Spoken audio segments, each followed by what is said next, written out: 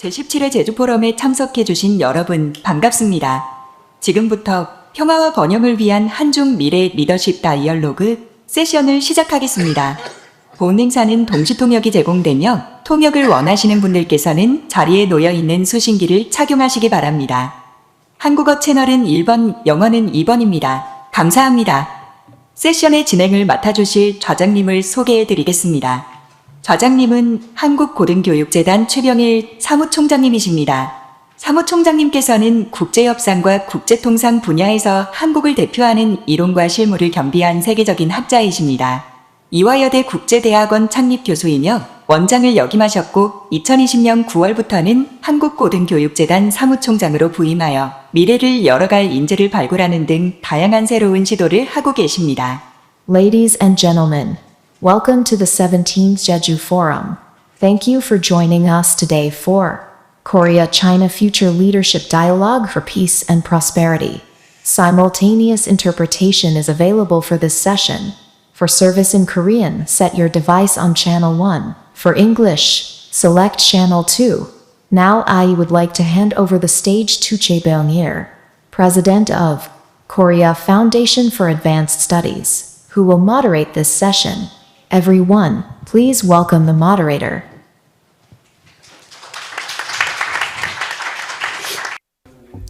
Good morning, ladies and gentlemen. Very pleased to meet you. Well, this is the third year into the pandemic, but despite the space is small, but we are able to hold a face-to-face meeting. And this is a session that has been organized by the Korea Foundation for Advanced Studies, and we'll be dealing with the Korea-China leadership dialogue. We have planned for the session because we believe that since Jeju Forum seeks to have peace and prosperity, and in order to have peace and prosperity, we have to have a consensus, and that is a spiritual consensus. And Korea, of course, is a very close neighbor to Japan and China. And this is a year that we're celebrating 30 years of normalization of relations with China. However, if you look at the relations between our two countries, well, there are some healthy aspects, but there are not so healthy aspects. And I believe that we, at this point, that we need to be able to listen to what the youth are thinking about each other. Since 10 years ago, our foundation has been preparing this leadership forum where the youth from the both countries gathered together to discuss the relevant issues. And we were not able to hold the dialogue the first year that we had the pandemic. And last year we had a hybrid dialogue. And this year we also had a forum. And we are holding the dialogue again here as part of the Jeju forum. So the Korean students that participated in the first round of dialogue, as well as the Chinese students that participated in the second round of a dialogue, will be presenting more of an organized ideas or proposals. So now, ladies and gentlemen, let me introduce today's presenters. So the person who is the farthest from me. So we have Professor Han Seok-ki from Yonsei University, where Professor Han Seok-ki is an expert on China, and he has served as the Consul General of Korea in Shanghai, and is currently the Dean of Graduate School of International Studies at Yonsei University. And we also have Professor Woo-Kyun Lee of Seogang University. He has specialized in Chinese literature, especially the Luson literature, and has also studied modern Chinese culture. Now we have students with us. And the student who is farthest from me is from Seoul National University, and she is Kim Tae-yeon. I think she is a freshman. So she is going to be starting her second semester. And we also have Lee Young-woo from Seoul National University. He's studying philosophy. And you may be wondering why somebody who's studying philosophy has joined us, but you'll have the answer to that question soon enough.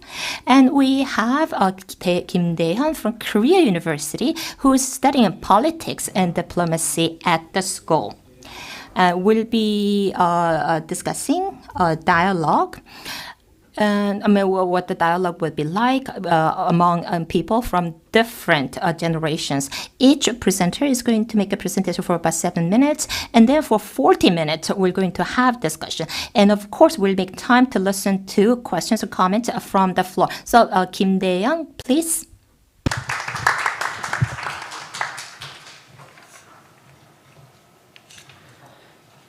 안녕하세요. 고려대학교 정치외교학 Good morning. I am Kim Dae-young from the Korea University, and I would like to make a presentation about how Korea and China youth perceive with each other. Under the program, I have communicated with the Chinese friends, and I had a chance to learn deep into the Chinese culture. At the personal level, I could make friends with the Chinese students, of course, but at the group level or the national level, the recognition toward each other got worse and worse. When I was in my third grade in the high school, because of the thoughts, the conflict became a big issue. And also, when I became a university student, because of the Hong Kong conflict, I could see a lot of students making a protest against China inside of campus. And also, because of the BTS comment regarding the Korean War and during the Pyeongchang Olympics, because of the Korean minority living in China related issues, we can see that the relations between Korea and China is getting worse and worse.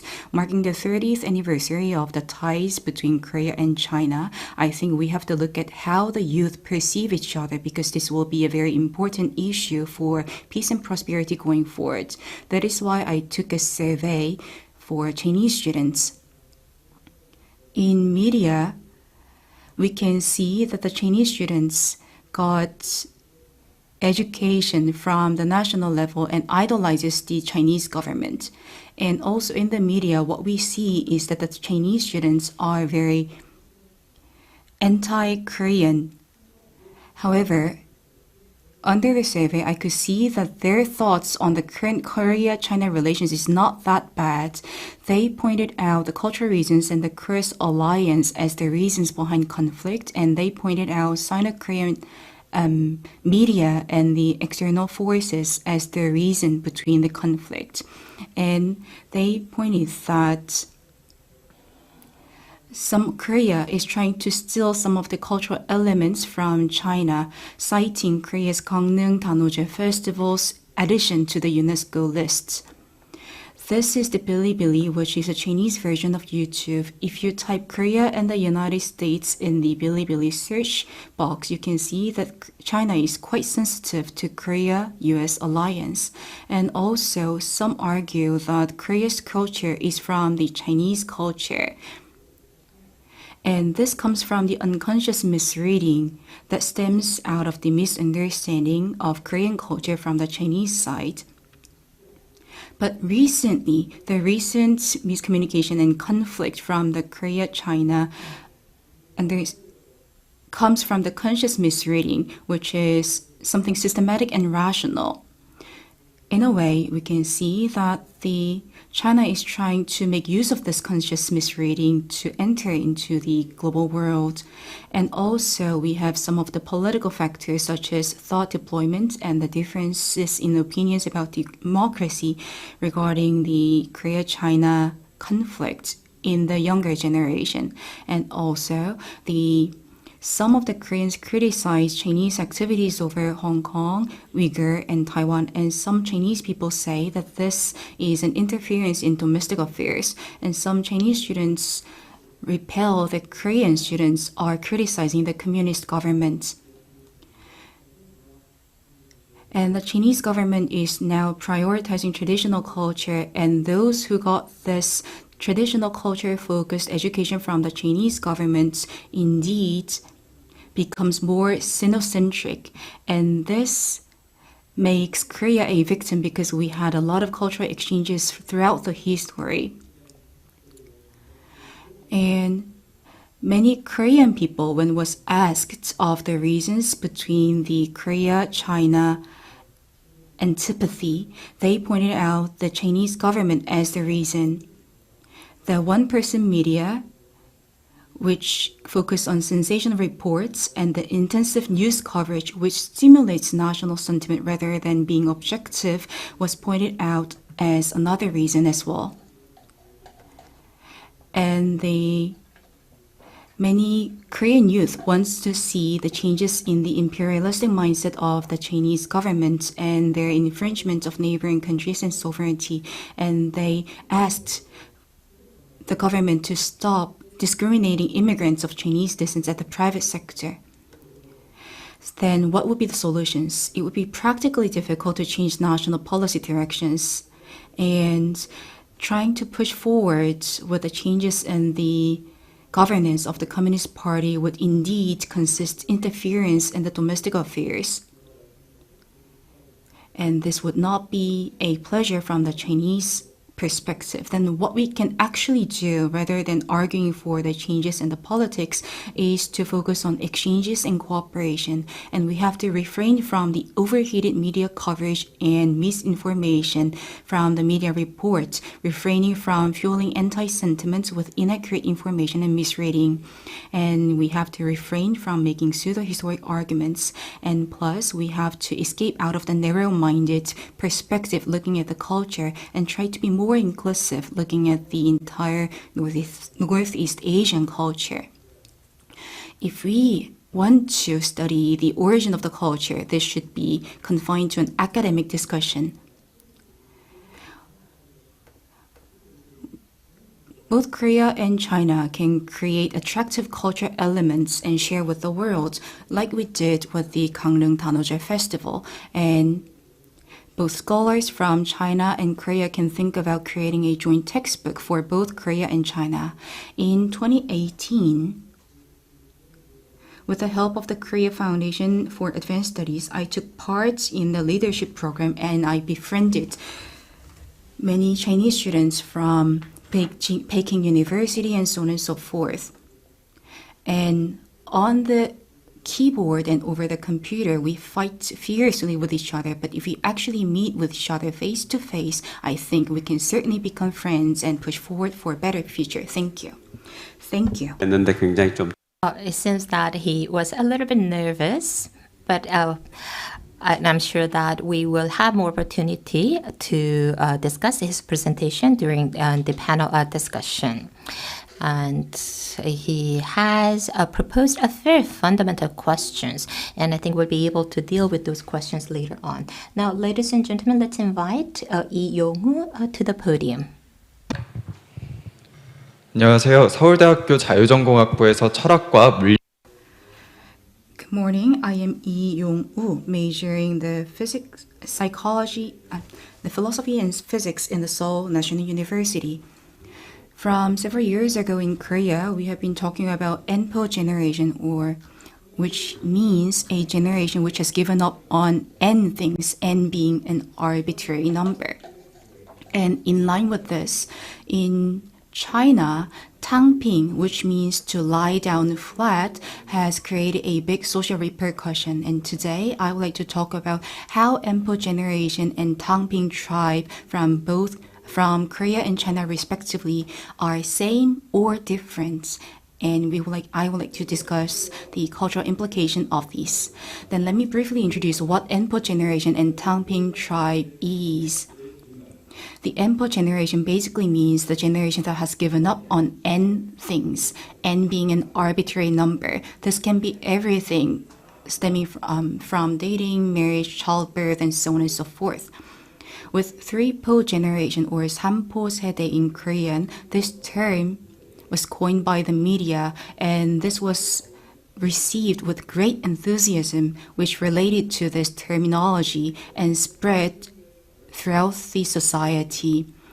And younger generation related themselves to the Npo generation and came up with other terms, similar terms like Hell Joseon or spoon class theory, meaning that we can only lead a good life when we are born rich and people have less and less faith in the value of labor. And the Chinese youth started to share the similar problems with the less mobility between classes and over competition. People started to doubt the value of labor. One blogger in China decided to use the word "tangping," meaning lie down flat, to describe the current status. This was the argument that goes against with the government direction, which argues that we have to work hard. And this tangping became widespread throughout the society, and the government put a ban on the use of this tangping.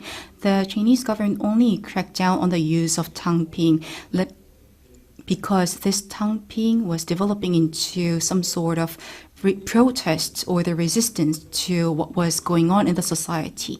And there is a saying in China that you can't cut chives that are lying flat. This basically means that we have to resist the current status, and this tangping was used hand in hand with the term working hard, used frequently by President Xi. And since this tangping was again used as an opposition concept to this working hard concept, that is why the Chinese authority decided to crack down the use of this word. They share the Enpo generation and tangping share some similarities. This is a universal situation you can see in countries whose growth started to slow down. However, I think there is a big difference because tangping is ideology while Enpo is a phenomenon. Ideology is perceived and phenomenon is experienced. And also, the tangping term was first coined by a blogger, while the Enpo generation terminology was first used by media. And the person who coined this tangping term argued that we only have to work just for the subsistence. And because this tangping was a new way to find identity, it was unfair to just believe that tangping is being lazy. Those who argued for the value of tangping declared that they would focus on the activities that people should conduct, such as a living life, such as living, resting, breathing, and so on and so forth, and decided that the value of work is not great. And with the spread of the tangping argument, the purpose and intention behind this tangping got greater as well, and some of them decided to argue or call for the improvement of the entire system. However, the modern sense of labor and the neoliberal system was the main point or the main idea that tangping tried to resist. However, Enpo generation does not try to escape out of the current system. It is true that the Enpo generation wants to see changes in the society. That is one similarity. However, Enpo generation wants fair reward from working hard. They don't point working hard as a problem. They want to have fair share of reward after working hard. That is one difference. Enpo generation does not want to lie down. They want to produce and they want to find living of life from production and labor. And they also advocate existing systems. As long as a fair distribution of resources is guaranteed through competition, they believe that the competition is the right way to go. This is not like the tangping generation, which tries to deny the value of competition. What was explicitly expressed was the sense of frustration in Enpo generation, unlike tangping. Tangping wanted to resist to the government, which demanded people working hard. But as for the Enpo generation, there was no clear object where the Enpo generation could resist against. That is why Enpo generation remained as a phenomenon, not an ideology. Of course, there could have been a lot of ideas and different opinions regarding Enpo generation, and some of them must have wanted to see drastic revolution in the society. But this Enpo generation argument slow down over time. Luckily enough, they could find other national agenda which they want to protest against, and that is the discourse of fairness. And in fairness, it means the fair distribution of resources and the rewards. So they wanted to focus on the inside part of the system and did not want to escape out of the system. And also, Enpo generation want to become more and more productive.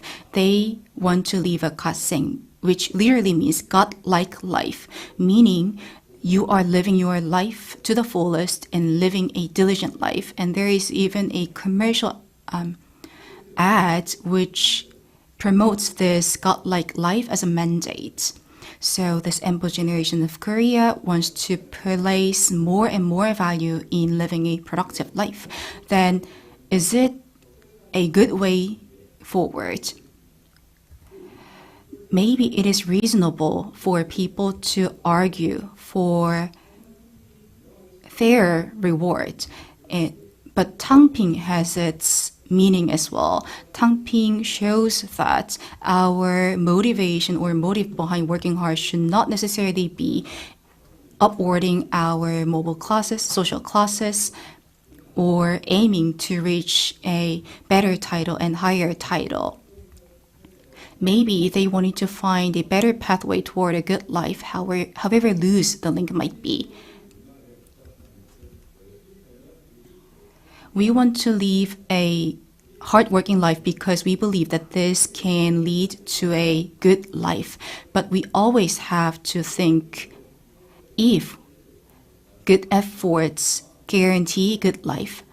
Many young generation are working hard, certainly, but some of them are desperate and some of them feel lost.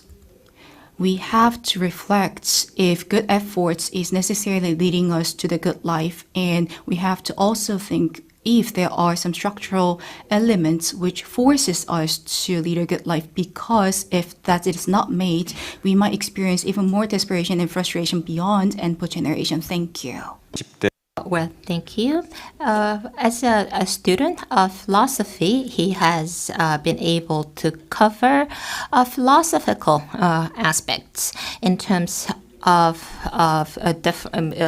generational opinions. So now let's invite Kim Tae-yoon from Seoul National University to give us her talk.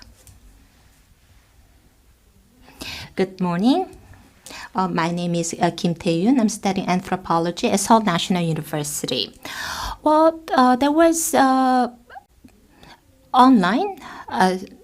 Actually, I was very curious about how Koreans felt about the Chinese youth. So I did some searching, and this Korean youth were thinking of the Chinese as criminal, as coercive. And so as I was preparing for this presentation, I was able to understand that there was anti-Chinese sentiment. I wanted to find out where such a sentiment came from. And that is why I've decided to talk about the global citizenship. In order to have a peaceful East Asia community, I think we do need to talk about the global citizenship that is shared by Korea and China, where there is anti-China sentiment here in Korea, as well as other countries in East Asia. According to a survey conducted by Jungang Daily, about 6 out of 10 Korean youth have said that they do not like China. And globally, since the pandemic, there is a deepening of I believe, not dislike. So let's say dislike of the Chinese. And so in this context, we do need to think about the Chinese leadership. The fact that there is anti-China sentiment, and that we believe that there is anti-sentiment against Chinese leadership. China has become one of the G2 countries. However, it's not acknowledged as a leader in the global community. Well, China tried to become a leader, but it has failed. So technically, militarily, and economically, China is a leader. However, is not respected as a leader. Why is that? And I think that it may be because of the China-centric philosophy. It means that China is at the center and the rest of the countries on the periphery. And this is exclusivity. And this exclusivity makes Chinese content and Chinese leadership very unattractive. And so this is not able to bring the consensus from others. So this means that China doesn't have the soft power. And if it's soft power, well, in order to attain it, you do have to pay a lot of price for this. And soft power is also a power that can be quite influential. And soft power, it has been seen in many strong countries in the past, has played a significant role in making certain countries or a certain empire true leaders of a given era. An example could be the Roman Empire and the U.S. in the 20th century as a Mongolian empire. And so soft power is something that can change the international order. So China does not have that attractiveness. And if China is not able to become attractive, well, China is not going to be able to become a true leader. During the Tang Dynasty, China had an international and truly attractive culture. And China is a country that has opened so-called the Silk Road. And many countries came to do business in China because China was an attractive country. And for China to become a true leader, China has to understand that it cannot be so if it continues to be such an authoritarian country. And if China continues to be coercive, then China will not be able to be persuasive. And I believe that solution could be the global citizenship. And the Chinese youth to become global citizens have to recognize themselves not as just Chinese citizens, but as a global citizens. So they have to look at themselves as a member of a 7 billion community, not just a 4 billion community. And so it's quite essential to be able to think as oneself as a global citizens. But will China be willing to grow global citizenship among the youth? And because for China, this could be quite difficult to understand that they have to become a global citizenship. But China, to get what it truly wants, it has to be able to get the understanding and the respect from the global community. And to be able to do that, China has to change its attitude. So China has to embrace this global citizenship in order to attain the true gains that it wants. There has to be a literacy based on communication. And this knowledge, well, this was something that was famous during the Shanghai lockdown. So youth wanted to leave China because of the lockdown. And so among the young people in China, there is this movement against authoritarian leadership of China. And China has to, as I said, build a soft power if it wants to have stability and also be able to lead to become a true global leader. And if China can have such a global leader, then China can play a leading role in developing East Asia. And the Chinese youth will have to bring in this new world view. And the Chinese youth, as well as the global youth, well, they understand that there is anti-Chinese sentiment. And in order to become a true global citizenship, you do have to accept different attitudes and different opinions. And if you do, when that's done, well, China can be accepted more widely. And China, of course, needs to change its strategy, and that can also enable China and its neighboring countries to gain peace and prosperity. Thank you. Yes, thank you. So she has told us how China could become a soft power country. China now has a hard power country and has gained anti-sentiments against it. So that's what she has talked about. So we have heard from our young leaders in terms of Korea-Chinese relations and the problems in that relations. Now we're going to invite our two professors. So Professor Woo-Kyun Lee of Sagang University is going to go first. 네, 안녕하세요. Good morning, I am Lee Woo-Kyun. You have listened to the young presentation, but is this going to be an older one? I'm sorry about that. So far, rather than giving solutions, I think the students wanted to see the meaning of the antipathy between Korea and China. And I would like to talk about that too at the Northeast Asian level. Like the moderator said, it's the 30th anniversary of the diplomatic ties between Korea and China, and we need a new setting for the future relations. And to set a new setting for the future relations, we have to focus on the future architects of the relationship, which means the relationship of youth from China and Korea, be it negative or positive. We have to look at the status and find out the reason behind it. Many people from the young generation of Korea and China think that the cultural conflict is one of the biggest reasons behind the antipathy. And I found out 14 major cultural conflicts over the last several years, from the incorporation of the Goguryeo history into Chinese history, and also the Beijing Winter Olympics as well. And if you try to find a deeper reason behind this cultural conflict, this 10 conflicts over the ownership of culture were there out of 14 in total, and also 4 conflicts were about the ownership of the culture, specifically of the Korean minority in China. So we can see that the ownership of the culture and the argument regarding this is drifting the young generations from two countries away. It is very difficult to untangle this conflict because there are structural reasons.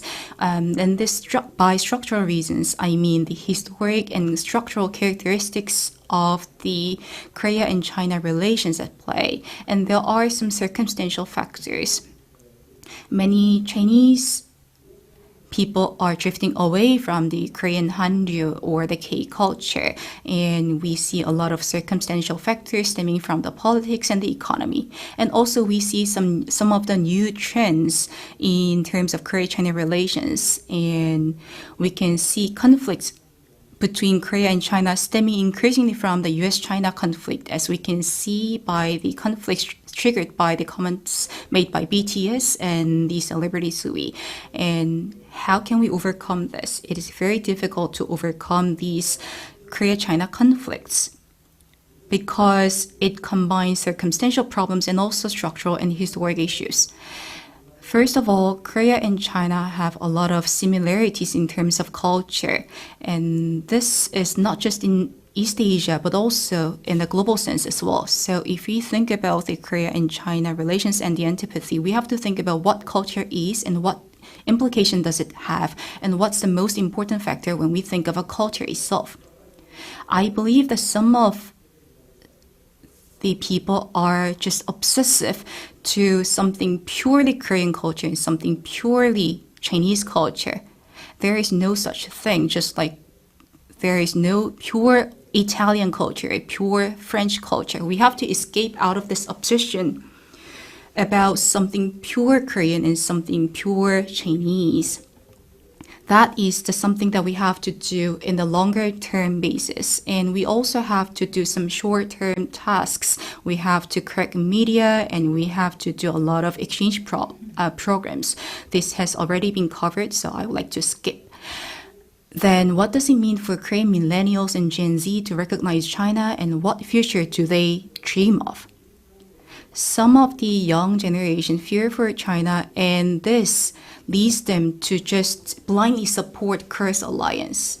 And some of the young Korean people indeed have a big pride in Korean culture, and they ask the reason why we have to achieve unification. They just do not believe that we have to pursue unification no matter what. That is why they do have some perspective toward Hong Kong and Taiwan issues. And the older generation has cultural bond with China, but this doesn't apply to young generations in Korea. And Korean young generation do not believe that China is in line with what they believe in terms of value. So the future that Korean young generation want to live in and the value that they want to pursue affects their perception to China. And I think this applies not only Korea-China relations, but also East Asian countries relations, because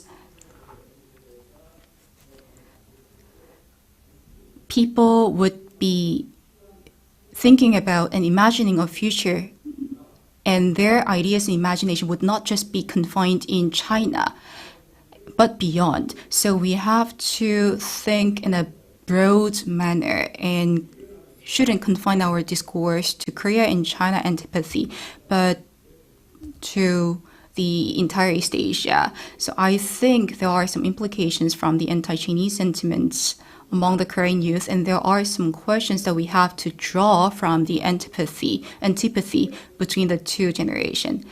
In the previous days, people just blindly believed that China is the land of opportunity, but younger generation is asking why. They ask, why China? They ask, if China is a land of opportunity, and if so, will it be in the future as well? And the negative perspective toward China shouldn't lead us to the one direction inclination toward the United States. That is something that we have to think about. The third, we should not believe that we should choose between China and the United States. There should always be the third option and third time and the third party. We always have to consider these: the third time, the third party, the third culture. And also, another implication we have to draw from the antipathy between the two countries is the cultural nationalism, where the pride for the Korean culture blinds and rejects the hybridity of Korean culture. That would be it from me. Thank you. Thank you. This has been the last speaker, and I would like to hand over to the last speaker, Han Seok-hee. Good morning. My name is Han Seok-hee of Yonsei University. I'm the last speaker of this session. I have studied international relations, so I will talk about China's international leadership from an international politics perspective. And my presentation may overlap what Kim Tae-yeon has talked about, but I will be more practical. I will be a little bit more realistic.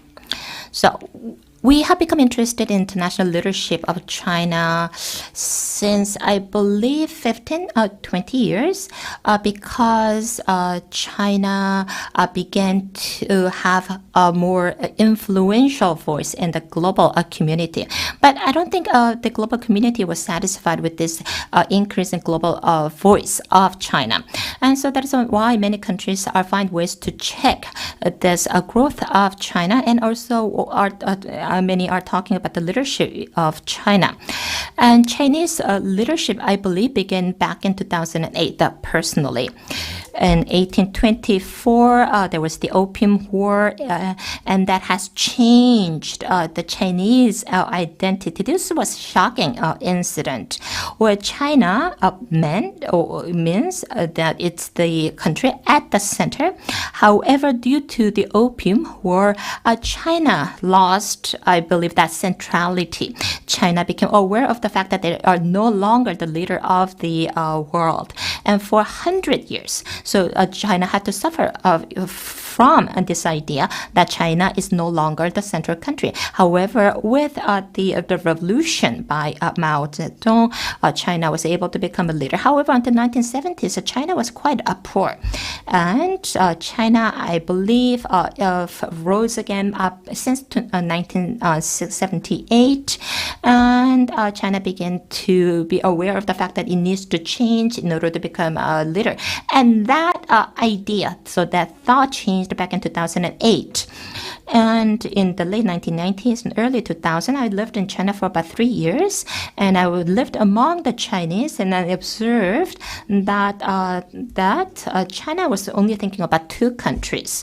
So China was thinking that there is the U.S. and the rest of the world. So in Chinese mind, the U.S. was a country that China could not catch up with, and the rest of the world, that China with a little bit of effort could catch up. That's what the Chinese were thinking back then.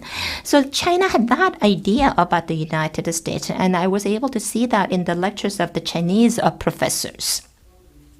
And so that sort of idea or that sort of a situation continued on. However, with the global financial crisis back in 2008, Chinese realized that the U.S. is no longer a country that China should always look up to. So China changed its mind about the United States. So the Chinese began to think that we can do it. We can become the leader. We can become a greater country than the United States. And that's when the China's idea of the global leadership changed. And so the U.S. was a country that China could not catch up with, but now that China thinks that it is able to rule the world. That is why in 2013 they came up with the China Dream. So what exactly is China Dream? And if you look at this cover of The Economist, the President Xi is wearing the dress of an emperor of the Qing dynasty.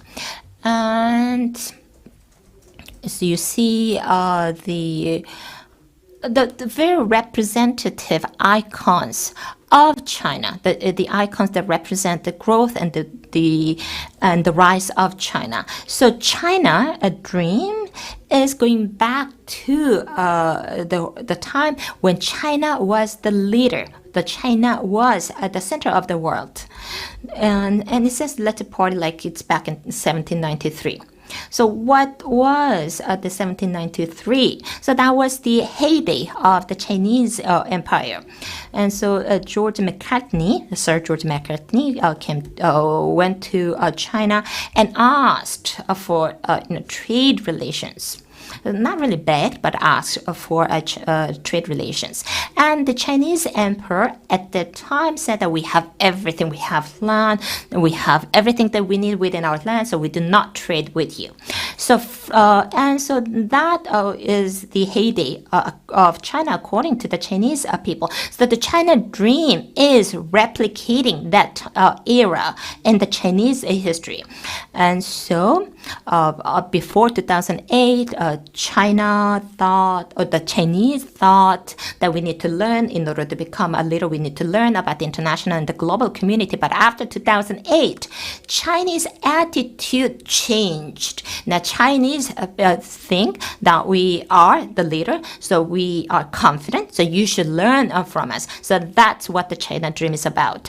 And so the Chinese leadership is not accommodating. Chinese leadership is not considerate. It's more of, I believe, it's looking down on others. So there is that element. So if you look at the characteristics of the Chinese leadership, China doesn't really think about the others. You should be able to sympathize with others. You should be able to understand the others' feelings. But China doesn't have that. And Chinese doesn't really have the word called considerate. And maybe I should look harder, but I was not able to find a word for that. And China could have developed a soft power. It's a power that is attractive. It's a power that pulls people, to China. But China doesn't have that. What China has a sharp power. China uses money in order to coerce others to like oneself. That's what sharp power is about. So the Chinese leadership is top down. It's a bit of a very coercive leadership, or it is assertive leadership. And that leadership, I believe, is leading to isolation of China. And China is using its large market. You have to be nice to us if you want access to our market. So that is one part of the coercive leadership that China has. And if you look at researchers, people talk about the so-called China peaking. So that means that China cannot go higher than it is right now. So China is no longer rising. So Chinese power or the Chinese development has peaked, which means in a way that China does need a new types of leadership. Can China change on its own? Well, if it can, that would be the best.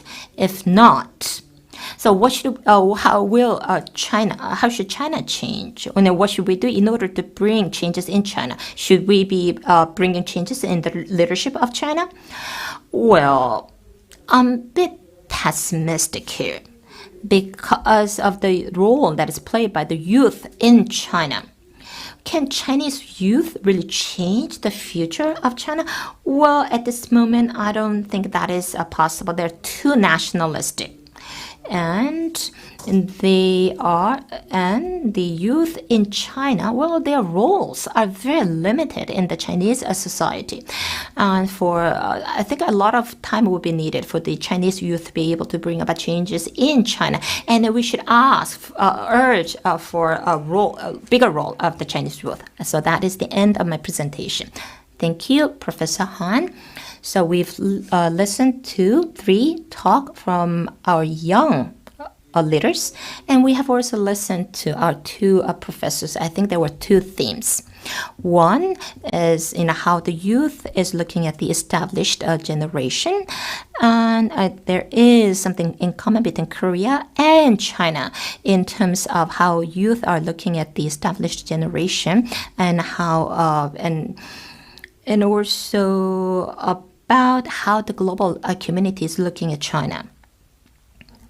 What are the perceptions about the Chinese leadership. And Professor Han had said that in his presentation that these 2 things are both sides of the same coin.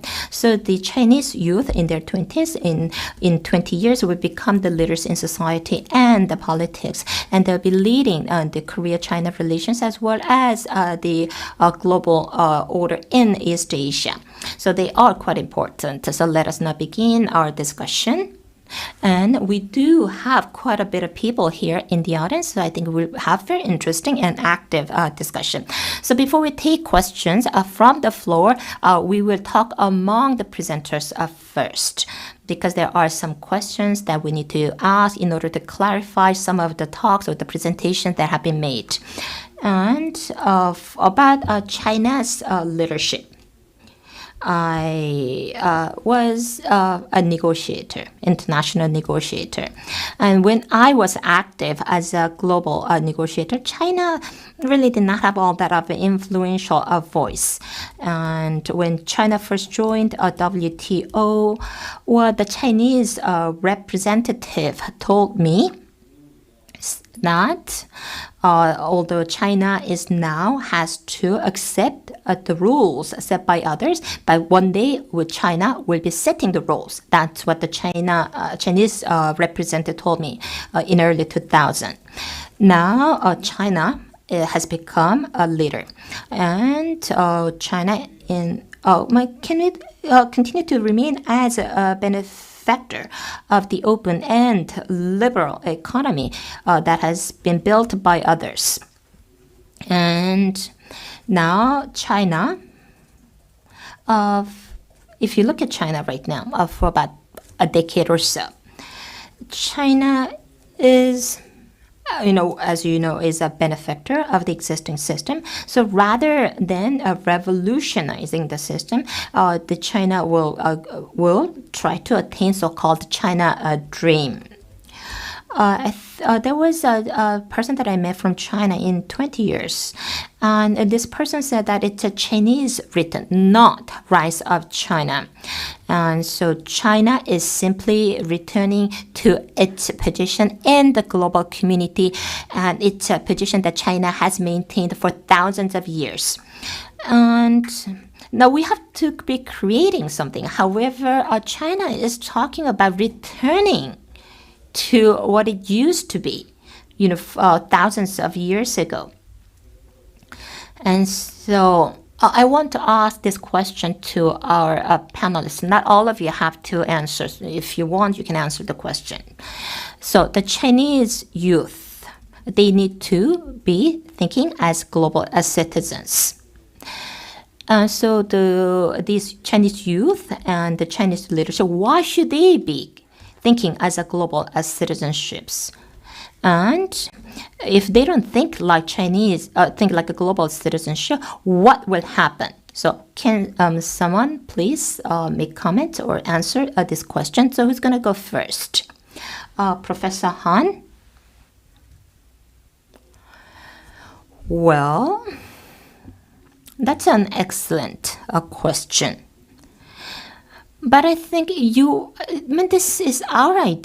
This is how we feel or how we think. I don't think Chinese thinking like that.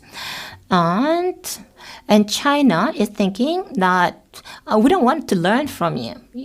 And you have to follow us. That is what China is thinking. And so I think that Chinese attitude could change depending on whether China could continue to rise. If China continues to rise, China would not think that it needs to learn from others. So any other comments? 태연 학생 한번 얘기해 볼까요? Mr. Kim? Ms. Kim, sorry. I made a presentation about this as well, so I think I can contribute to this question. Basically, I also agree what Professor Han just said. This is not something that we can force China. We cannot just imprint the idea that this is going to be good for you because it will mean nothing practically to China. This can benefit China, having global citizenship. And historically, China did better when it was open to the global international community. However, if we try to remind China of this, China might still think that we are still doing good. Why global citizenship? So I think when China faces risk, they will realize the need to embrace the idea of global citizenship. It might be the question of time or not, but I don't think this is going to be something that we can achieve by forcing China. If China feels the sense of crisis, I think this will naturally make China to change their attitude. Thank you. Any other comments? 네, 태연이. Yes, please. Well, for Chinese people, to feel proud, they need to be acknowledged by others. They have to be recognized by others. But if the Chinese continue to be so coercive, or China is not going to be able to be respected by its neighboring countries. So we need to remind China about this. And the Chinese people, as well as China as a country, will recognize the need to get the respect. But if China continues to think that it doesn't care about what others think, well, nothing is going to change much.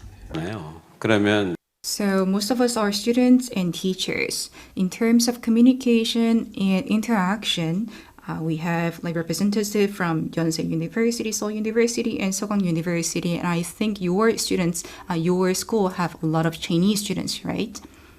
I think Chinese students learning in Korean universities definitely understand the concept of global citizenship. Then, starting from what time point do you think that China understands this need for global citizenship? And do you believe that there is indeed a burden that stops China from embracing global citizenship? For example, in the 20th century, everybody loved China. I visited China a lot, and some people believe that I am Chinese, and there were a lot of people who wanted to do business in China. They believed in the China's rise in terms of economy, and they believed that if we create a win-win like relations with China, China will move toward the value that was held by the Western world. But after the economic growth was done, things didn't happen as we wanted. Korea believes in the value of human rights and the democracy and the freedom of the media as a country influenced by the Western world. And I think Korea and Japan are basically the only countries who believe in these values in East Asia. I mean, practically. Then China, do you believe that will there be tipping points where China will try to believe in the value of Western world, or do you think that China will stick to their original ideas, however rich they are going to be? So I want to invite our students to share their ideas. Well, I think that online communication helped a lot. So the new type of the Chinese, well, they emerged on online. But I don't think they do not, these people on the online, I don't think they do not really represent China, the Chinese youth. And so what we do see online are very aggressive. And a lot of young people communicate online, and so we think that the Chinese. So what we learn about China is from the interaction online. So begin to have a dislike of China as a result, and so for us. So what is expressed online and what is expressed by the Chinese youth online, we begin to think that here in Korea, that is, that China is not likely to change anytime soon. Yeah. Thank you. Then, Mr. Lee? As if my understanding is correct, you are asking if the Chinese youth is fixated to the sharp power, as was mentioned in the presentation, or if are they in the transition points, which means they are in the journey toward embracing Western values such as human rights and democracy. This might sound ironic, but I think these two aspects coexist. Let me explain. This is the third round, but in the previous rounds, I had a chance to communicate directly with Chinese friends, and I thought that they are just like the same. We can communicate and we can click, and I thought that we share a lot of values, similar values. But speaking of Tangping and talking about Tangping, I could feel some differences. One Chinese friend of mine said that those who promote the value of Tangping are self-centric. They do not contribute to the community's development. They ignore the value for the community and they try to focus only on their life. He said, in that sense, I think they pursue different value as us. However, despite that, when it comes to Western institutions, means, and the ideology of the free market, I believe that China is recognizing constantly all these values, and I think that's what's important. Currently, at the moment, they might resist these values, but they realize that these values are there, and I think this is creating a motive or the stimulus to embrace these values. And I think that is why I could connect these Chinese friends. Thank you. 네. You want to add? Well, I agree with my friend just said. Well, about the problems, I think we do have a consensus among the Chinese and the Korean youth. However, I think that there's a difference between Korea and China in that we have been growing up in different situations. So depending on the environment and the conditions that you've been in since the birth, well, you get used to it. And there are some Chinese students that I know who believe that the Western ideals are better, and however, there are only a few Chinese students that really go abroad and get access to international, ideas. But that's very few. And so if there's only very few that has access to international community or the international ideas, well, we would not have that many that are open to these new ideas. Well, these conflict or the friction between China and Korea, you said that's a cultural frictions. Many of my Chinese friends tell me this. I mean, you've been our neighbor for about 5,000 years and everything you have came from China. And that's what they say. And we have different roles. So if you do accept that we play different roles in history, there should not be a friction. And it seems, and the Chinese believe that everything began in China and Korea was able to, make what's better, what started in China. And so So do we have to accept this fact? What are your students' thoughts on this? This is an age-old conflict, actually. The cultural conflict between Korea and China does not happen only in Korea and China.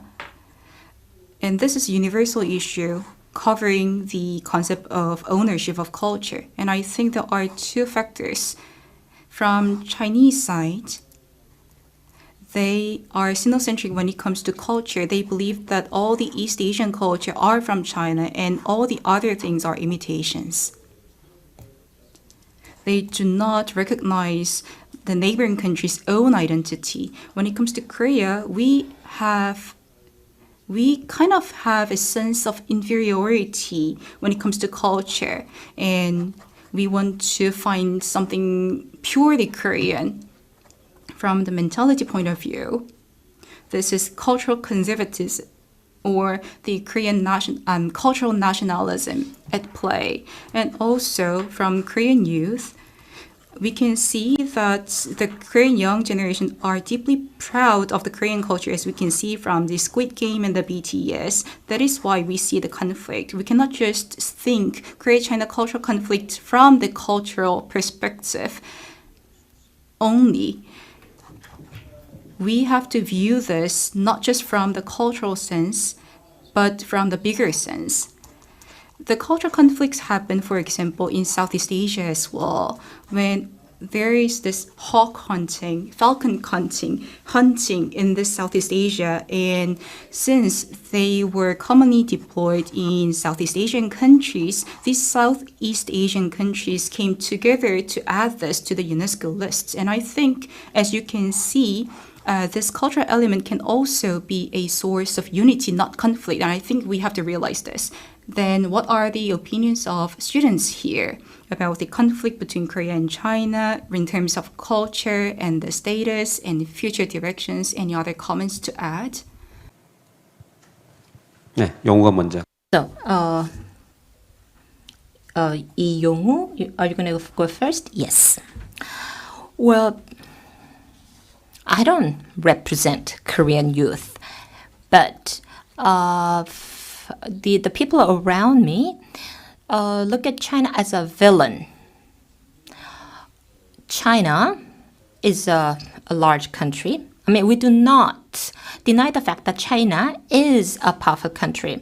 But China has become a powerful country, but has not been able to become a generous country. But it is using its power to take away another's culture. So that is why many Korean youth look at China as a villain. And this thing has been an issue in the media. And so some are making issue out of nothing. So if I may explain, I mean, people would have different opinions about this. If you look at the hanbok that is Korean cloth during the Beijing Olympics. And some think that this is not about China, trying to steal Korean culture, but because this cultural class has become an issue in the media, so this has become a more prominent issue than it should be. So on the surface, it may look like a serious issue, but as the professor has just said, if we really try to understand the roots related to this cultural clashes, then I think we may be able to find solutions. I have an episode I can share. I went to dinner with a Chinese friend of mine, and he asked if Koreans believe that Hanzi, Chinese character, or Kongzi, the Chinese figure, as Korean. But nobody believes so in Korea, right? I think some pseudo-historians' arguments created a big misunderstanding in China. And also at the East Asian level, the Lunar New Year's Day is celebrated in diverse forms. If one specific country or China tries to dominate this Lunar New Year's culture, maybe we can embrace differences and try to learn similarities and differences, or maybe try to think of the possibility of adding this as a UNESCO list jointly. But now we do not do so. We just argue, oh, this is mine. Why do you say this is yours? We are approaching this as a narrow-minded perspective. I think this is one of the problems. Thank you. Then Ms. Kim. I'll be brief. When I was in high school, I read this history book from the United States. And it talked about the war between China and Japan, and it said that during that war, Korea was able to gain independence. So that is a mistake. Well, so it's not just China, but the West. They have this misconception or misunderstanding. Because China is such a large country, a powerful country, and because Korea has been invaded by China multiple times, so Korea or the Koreans, we are very sensitive. And if you don't like your neighbor, you can really, you can just move. But as a country, just because we don't like China does not mean that we can move away. And we did have long history of friction between China, and there's also a so-called power asymmetry between our countries. So we feel this need to overcome the fear that we have, the fear that we may be really be taken over by China in some sense. Thank you. We are living in a digitalized and a globalized world. And in the course of doing so, I think a lot of ungrounded rumors and the arguments are spreading across the world. But despite everything, one of the things that shocked me the most is this. I met a Chinese and a Japanese friend when I was young, and he said the exactly same thing that these students just pointed out, that the Japan and China liberated Korea and so on and so forth. And this is the misconception that is that pervasive. And I think the world is partly ruled by fact, but also by perception as well. And in that sense, the role of the youth and the older generation would be to correct the misinformation. And I think in that sense, this dialogue is indeed a very meaningful occasion. With that, I think on the floor, I see even younger generation may like from the middle school and and high school and so on and so forth. So I would like to open the floor and take the question from the floor. And if you raise your hand, we will give out the microphone. Do you have any question?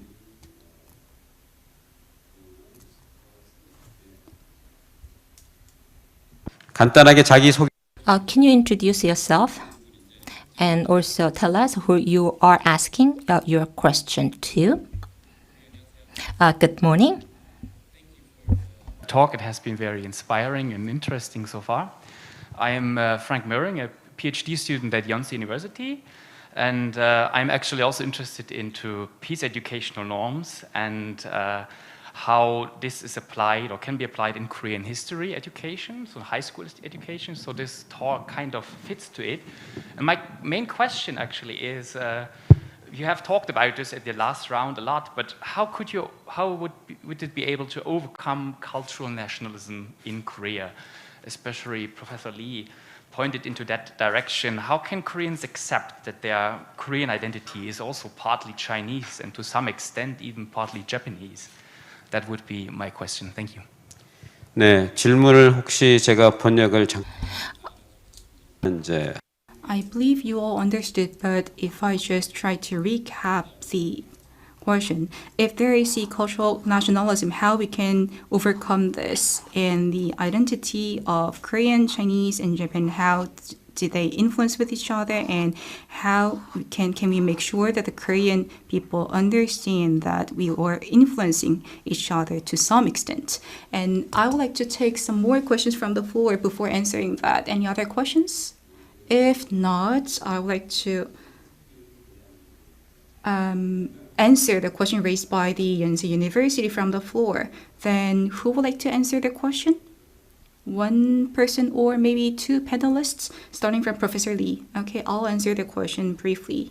Thank you for the question, first of all. The identity of the Korean culture is a big topic to discuss, and I think the jjajangmyeon or the black noodle belongs to China. Is from China, but Chinese people say the Korean jjajangmyeon is actually better. They taste better. And I think this is an important point. And BTS. The BTS music was recently inspired the black music, they say. But BTS music is not the black people's music and is enjoyed by the global citizens. The same applies to jjajangmyeon. Korean culture has foreign elements and it has elements that we absorb from the outside world. And I think this is not the reason that we should feel inferior. Korean culture seeks universality and the Chinese culture seeks the uniqueness. But Korean people are not. Korean people want to be embraced from the world and try to find out how we can better accept it in the world. The Chinese jjajangmyeon is salty and Chinese people do like it. But in East Asian countries, many people prefer Korean jjajangmyeon. The creative power of Korea and the unique value that Korea can present in terms of culture lies here. We should not feel inferior that we are influenced by the Western world. Just like bibimbap has all the elements, all the other ingredients,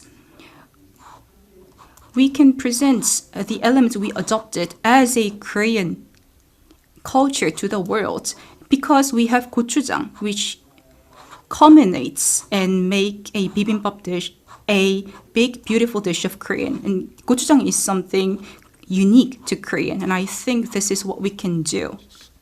Presenting a nice ball of bibimbap, embracing all the different ingredients from the world. Thank you. Any other comment from students? 예. Yes, Lee Yong-woo, please. Well, I want to look at this issue from a different perspective. Well, Koreans, well, I do believe that they do look at their history from a nationalistic perspective. However, the young people are trying to look at history based on facts. So young people believe that there should not be any sort of distortion and that the history should not be used politics.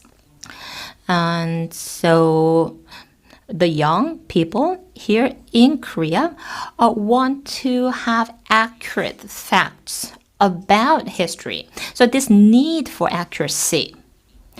Well, this does not just apply to China, but also other countries as well. And also, it also applies to Korea and Korean politics. And in terms of interpreting history. So depending on how you interpret history, you make different political stance. So some political force could distort history in order to strengthen its position. So I think in Korea, so there is this sort of, I guess, I call this trauma. So about the political forces using history. So there is this sense of, I believe, of being victimized by this. Well, in Korea, we used to call Korea as a land of morning calm. That we used to describe Korean people as people who love white, the color white. But as I was growing up, I learned that there's a downside to this. Some said that Korea loved white colors because we were not able to have the techniques for dyeing. And Korea was called a land of morning calm.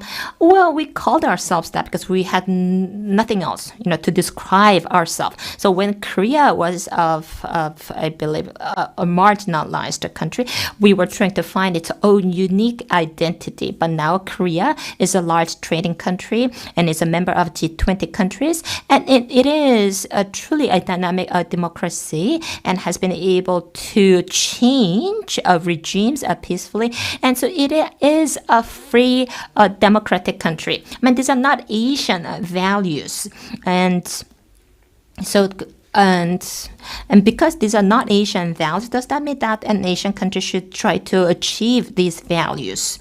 Well, many leaders in East Asia countries have been trying to find answers to those questions, and Korea has been able to show that as an Asian country, you could have these values and implement those values. And I think there was this terminology that was used, and that is Korea and China may begin as two countries within the same cultural context, but the two countries have diverged, and they are growing independently in terms of culture and others. And so if we do accept this fact, when our young people become the established generation, well, I believe that there will be more respect between Korea and China. And if we do not accept these facts, I think there will be more friction and clashes among among the people here in Korea and China. So I'm going to give 15 minutes to each person to make comments about this comment. So Professor Han, would you like to go first? Yeah. Well, you seem to be asking me the most difficult question on what you've just said. Well, I think we do realize the fact that Korea and China are different, and these differences, how can we reconcile these differences? In the past 10 years and 15 years, despite the fact that we are different, we have been trying to find something that we have in common. But I don't think those efforts produced any good results because China tried to overwhelm Korea. And when we're trying to change, China, well, China will retaliate if you're trying to change China. But as this is more like a persuade China to change. And so, if China could accept the fact that there are differences and there's something in common, and then China has to accept them to be a global community and Professor Lee.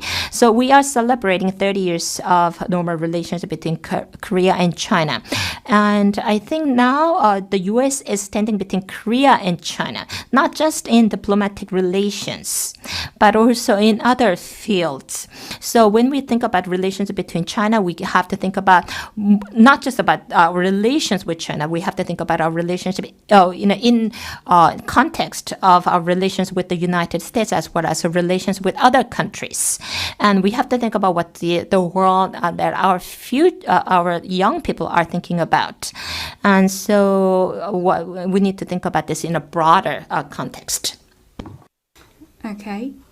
Ms. Kim, I think you're on giving us wishful thinking. What about some prospects of yours? China is a neighboring country, but we feel distant, right? In a way. But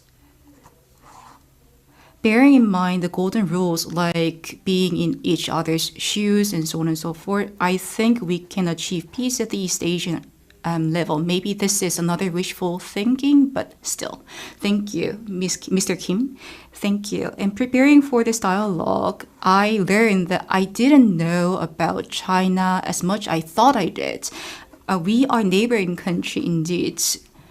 And I think this kind of make us believe that we know China. And I think we have to know that we don't know each other well, and we have to embrace this fact and start from there. Thank you, Mr. Kim. Historically, we were close friends, but recently, China say that China is rising. China is not like China from the past, but China also has to learn that Korea is not the same Korea from the past. We are new Korea, and I think we both have to understand this fact, and that is the only way we can improve the Korea-China relations, but we're going to have to wait and see if that can be realized. Thank you. This has been the only session which discusses Korea-China relations in the Jeju Forum. And the Korea Foundation for Advanced Studies will continue to carry out the Korea-China Leadership Program, so I ask for your support and concern, and please follow our Instagram account. And with that, we would like to wrap up this session. Thank you very much.